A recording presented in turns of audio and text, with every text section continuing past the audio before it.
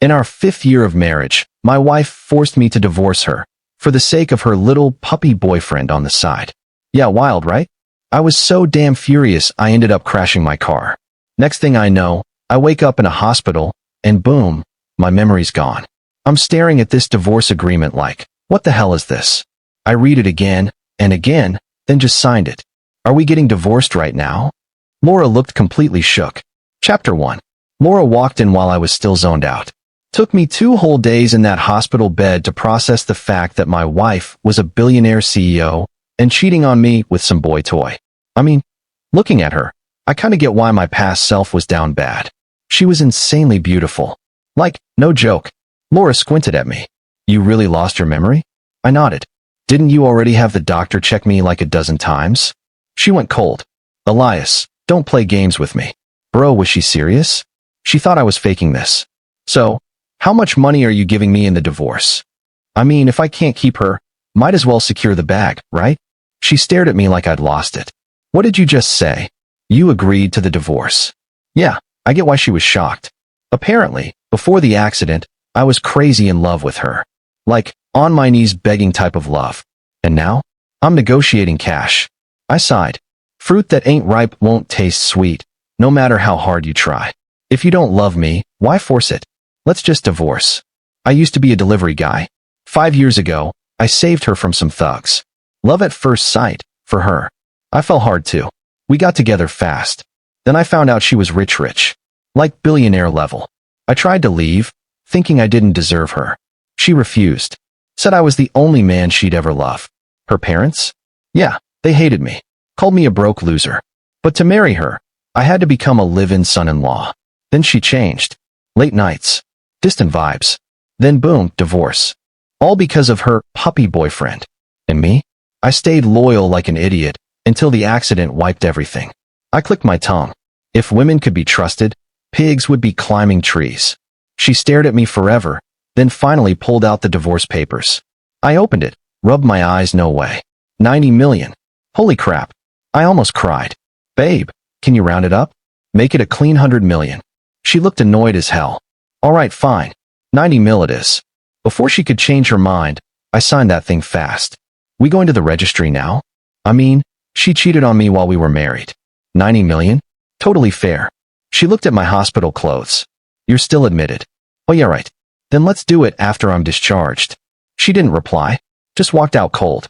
The second she left, I looked at the money again, grinning like crazy, already planning my rich life. Chapter 2.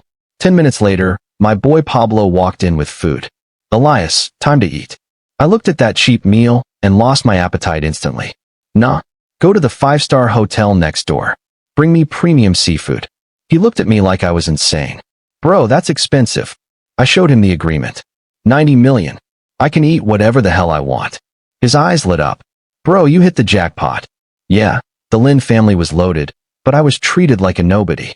You really agreed to the divorce? Don't you love her anymore? Nah, I got amnesia. I feel nothing. She's basically a stranger now. Actually, more like my former sugar mama. With that kind of money, who even cares about love? I waved it off. Women are like clothes. Now I'm rich. I can pick any style I want. He grinned. I'll go get that seafood right now. My injuries weren't serious. Just memory loss.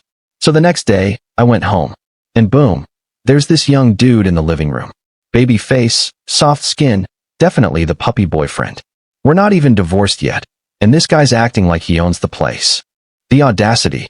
He looked at me with pure disrespect. Some people don't get it. You've been dumped. Why are you still here? I snapped. Who the hell are you? Get out. Before he could answer, he suddenly dropped to the floor like some drama king.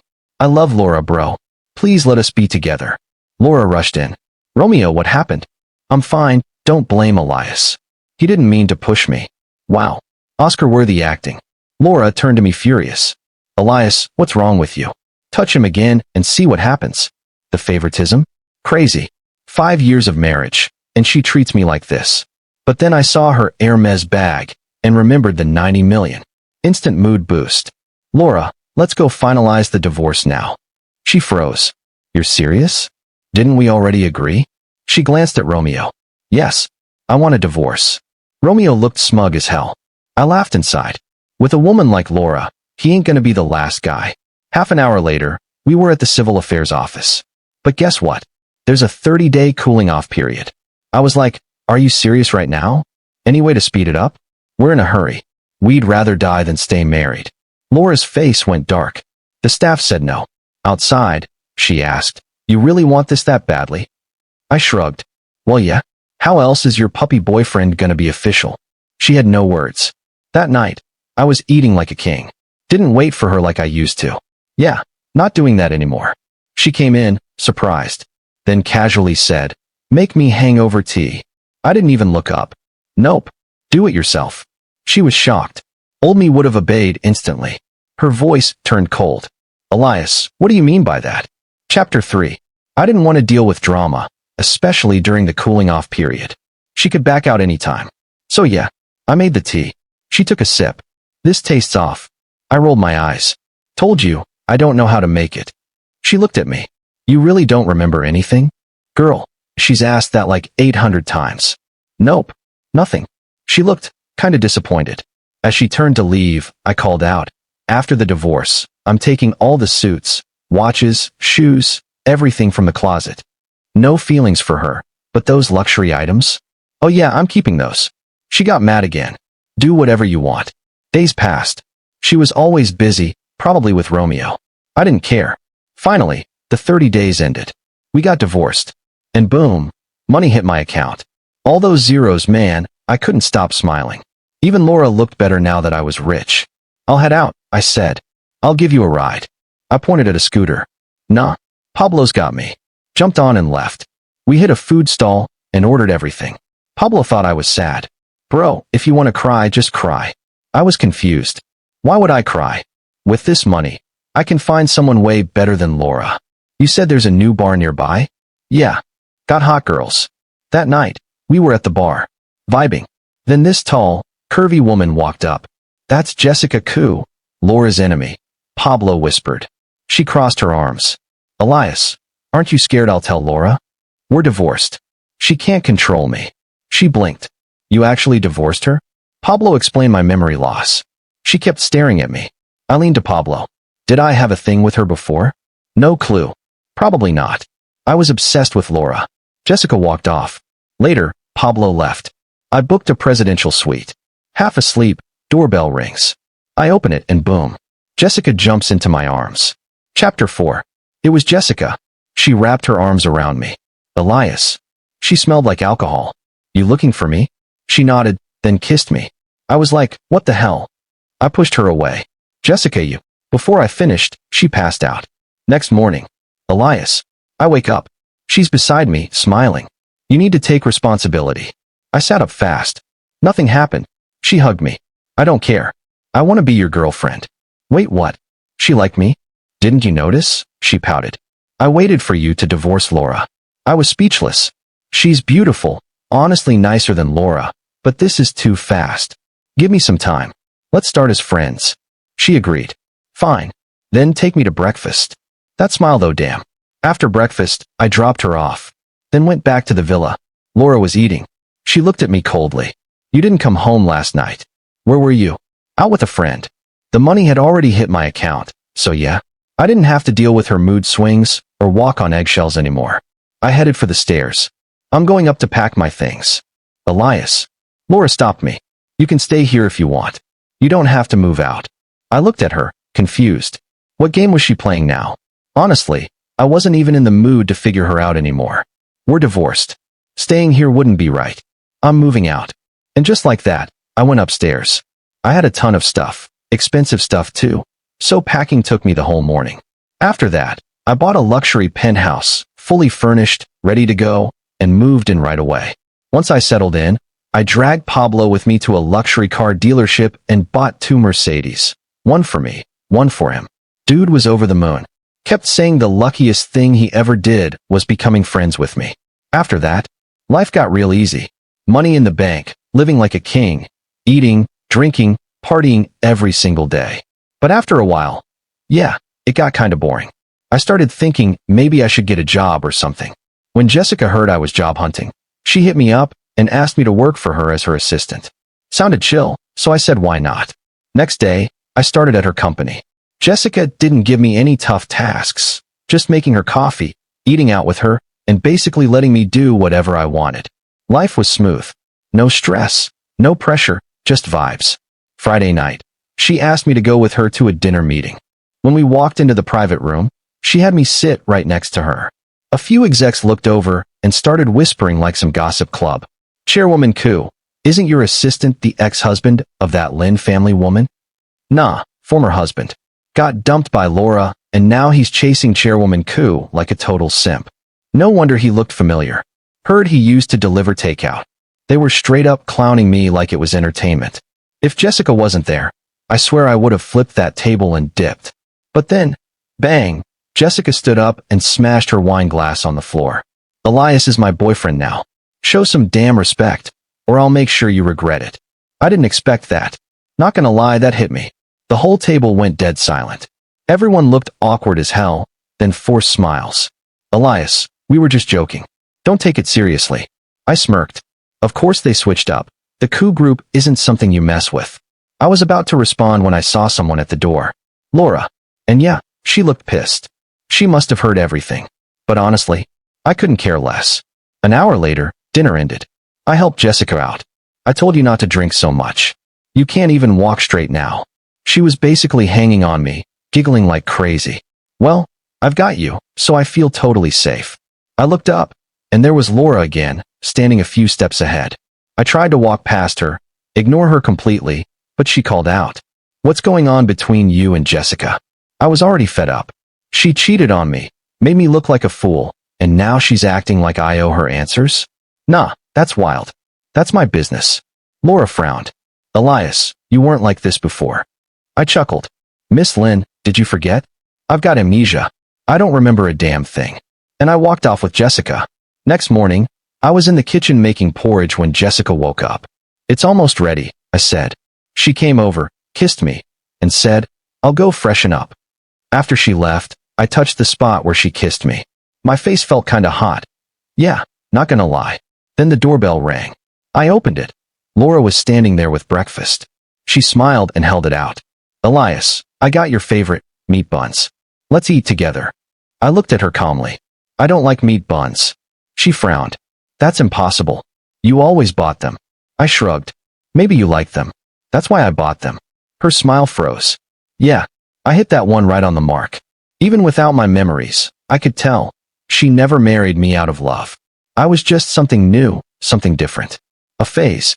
And once she got bored, she moved on. Elias, are you still upset about Romeo? Don't worry, I already broke up with him. There's nothing to be upset about. Be with whoever you want. It's not my business. I don't believe you. She stared at me. You love me. You're only like this because you lost your memory. I laughed coldly. What past? The one where you cheated and kept a side guy while I kept forgiving you like an idiot? Her face went pale. That's not true. I know I was wrong. Please, give me another chance. Elias, who is it?